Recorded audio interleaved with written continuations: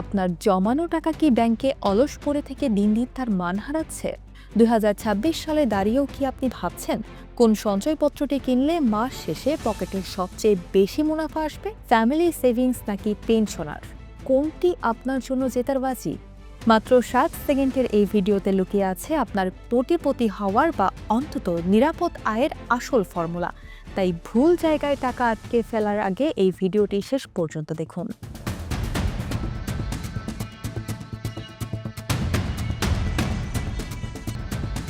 ২০২৬ সালের এই অগ্নিমূল্যের বাজারে টাকা জমানোর চেয়ে বড় চ্যালেঞ্জ হলো সেই টাকাকে নিরাপদ রাখা এবং সেখান থেকে ভালো একটা রিটার্ন পাওয়া। আমরা অনেকেই প্রথাগত ব্যবসায় লাভ ক্ষতির ঝুঁকি নিতে চাই না, আর ঠিক এখানেই সঞ্চয়পত্র হয়ে ওঠে আমাদের সবচেয়ে বিশ্বস্ত বন্ধু।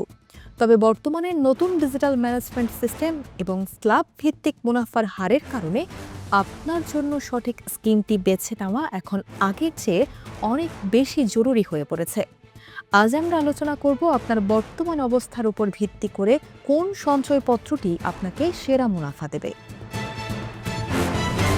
আপনি যদি একজন নারী হন এবং চান যে আপনার জমানো টাকা থেকে প্রতি মাসে নির্দিষ্ট একটা অঙ্ক ঘরে আসুক, তবে আপনার জন্য পরিবার সঞ্চয়পত্র হচ্ছে অদ্বিতীয়। ২০২৬ সালের আপডেট অনুযায়ী একজন নারী একক নামে সর্বোচ্চ ৪৫ লক্ষ টাকা পর্যন্ত এখানে বিনিয়োগ করতে পারছেন। এটি মূলত মাসিক মুনাফা ভিত্তিক একটি স্কিম, যেখানে বিনিয়োগের পর মাস শেষ হতেই আপনার অ্যাকাউন্টে স্বয়ংক্রিয়ভাবে মুনাফার টাকা জমা হয়ে যায়। গৃহিণী কিংবা কর্মজীবী নারী সবার জন্যই হাত খরচ বা সংসারের বাড়তি আয়ের জন্য এটি সবচেয়ে জনপ্রিয় এবং লাভজনক একটি মাধ্যম। যারা সারা জীবন কঠোর পরিশ্রমের পর সরকারি বা স্বায়ত্তশাসিত প্রতিষ্ঠান থেকে অবসরে গিয়েছেন, তাদের জন্য ডিজাইন করা হয়েছে পেনশনার সঞ্চয়পত্র। এই স্কিমটির সবচেয়ে বড় সুবিধা হলো এর মুনাফার হার অন্য সব সাধারণ সঞ্চয়পত্রের চেয়ে কিছুটা বেশি থাকে। যদিও এটি ৩ মাস অন্তর মুনাফা দেয়, কিন্তু আপনার রিটায়ারমেন্টের বড় অঙ্কের টাকা নিরাপদে রাখার জন্য এর চেয়ে ভালো বিকল্প আর নেই। তবে মনে রাখবেন, ২০২৬ সালের নিয়ম অনুযায়ী আপনার প্রভিডেন্ট ফান্ড বা গ্র্যাজুয়েটের টাকার বাইরে অতিরিক্ত কোনো টাকা এখানে বিনিয়োগ করার সুযোগ নেই। তাই হিসাব নিকাশটা আগে থেকেই ঠিক করে রাখা জরুরি। আপনি যদি এমন কেউ হন যার আপাতত প্রতি মাসে বা ৩ মাস অন্তর মুনাফার প্রয়োজন নেই, বরং ৫ বছর পর বড় একটা অঙ্কের টাকা একেবারে হাতে পেতে চান, তবে ৫ বছর মেয়াদী বাংলাদেশ সঞ্চয়পত্র আপনার জন্য সেরা। এটি নারী পুরুষ নির্বিশেষে সবার জন্য উন্মুক্ত।